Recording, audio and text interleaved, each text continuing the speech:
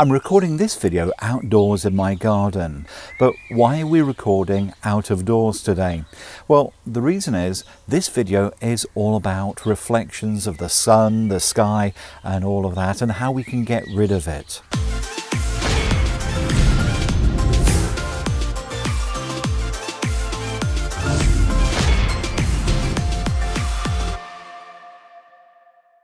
If in your videos you want to remove reflections, eliminate the sun's glare, reduce haze and make the sky look more beautiful, you'll want to include one of these in your kit bag. It's a circular polarizer filter, a CPL, or simply a polarizer. You can pick one up on Amazon for about $10 to $15, so it's relatively inexpensive. The one I'm using is by Orky, but as I say, other brands are available. It's a piece of polarizing glass mounted so it can be rotated in front of your camera lens. It's that rotation that changes how much of the effect you're adding to the shot. I'm not going to explain the science of polarizers, you just need to know that the polarizer reduces the amount of scattered light entering the camera lens, and the effect depends on the angle between your subject and the light. Typically that's the sun. You get the maximum effect from polarizer when the angle between the sun and your subject is 90 degrees. When the angle drops to 0 or increases to 180 degrees, the effect will be minimal. So shooting in the direction of the sun or in the opposite direction to the sun, you'll see no or little effect. An easy way to work out where you're going to see the maximum polarizing effect is to make the shape of a gun with your hand and then point your index and middle finger into the direction of the sun and then rotate along that axis. Anywhere where your thumb points in that direction, you'll get the maximum polarizing effect. Obviously, we need to attach the polarizer to the iPhone, and we can do that by using a clip mount. Carefully screw the polarizer into the plastic clip mount, and then it's ready to clip onto your iPhone. Look through the front of the polarizer to check that it is centered over the iPhone's lens. Today is a sunny day with a blue sky and some white clouds, but you can improve the look of the sky with the polarizer. I've mounted my iPhone on a mini tripod that's on the bonnet or hood of my motor car. The sun is to the right and a little behind the camera. To vary the effect of the polarizer, I'll rotate the front of the filter. You can see that it's having a significant effect on the scene. The polarizer is adding more contrast into the shot, with the blue sky getting a darker blue. The clouds seem to be more defined, and they really seem to pop against that darker blue sky. Don't overdo the effect though, because it will make the sky look far too dark. Somewhere in the middle is probably good.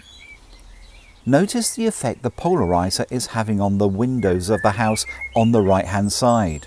The upstairs windows are reflecting the sky, and the ground floor windows are reflecting the brickwork of the house on the opposite side of the street.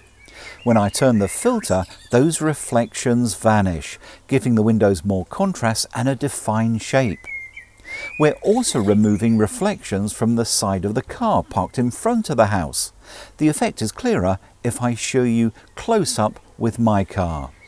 You can see the side windows and side panels are reflecting the sky, plus the roofs and chimneys of the nearby houses. By turning the filter, we can make most of those reflections disappear, which is just what you want if someone is sitting in the car and you want to see them clearly. Moving round to the rear of the car, you can see that the rear windscreen and boot or trunk lid reflect a lot of glare from the bright sky. If I go to a still after turning up the polarizer, you can see what a dramatic difference it is. The glare from the sun is massively reduced and we can see clearly into the vehicle. However, notice that the right side support of the car has gone from reasonably clear of reflections to showing a reflection of the house. Now let's look at polarizers and water. From what you now know, you can probably guess that the polarizer will help remove the sun's glare from the water surface. But let's look at a more interesting case where we have a little surface water on a road. In this shot, it has been raining and it's stopped now and it's drying up. There are a few large puddles, but much of the surface is still a little damp, which is enough to reflect the scattered light from the sky. But watch what happens when we apply the polarizer. A lot of the glare on the ground now disappears, giving the ground the appearance of being dry. Even the edges of the puddle shrink a little, and in the nearest puddle we can see a bit more detail of the ground beneath the water surface. My final example is the use of the polarizer in an office. Say you're shooting a vlog in your office and you've got information displayed on your computer LCD screens that you don't want your viewer to see. Well, the easiest thing to do is to turn those monitors off, of course. But what if you could display some notes to help you remember what you wanted to cover in your vlog, but you didn't want your audience to see those notes? You've guessed it, you can use your polarizer again. Here you see my notes for a video, and now for you, the screen looks as if it's been turned off, but for me, I can still see my document. Before we end, here are a couple of quick tips. You can see that a polarizer is not clear, it's dark, just like Polaroid sunglasses, so it will cut the amount of light entering the lens. Therefore, don't set your exposure on your iPhone before attaching the polarizer. Set your exposure once you've fitted the polarizer onto your iPhone and sorted out the effect. Now a situation where the darkness of a polarizer can be useful.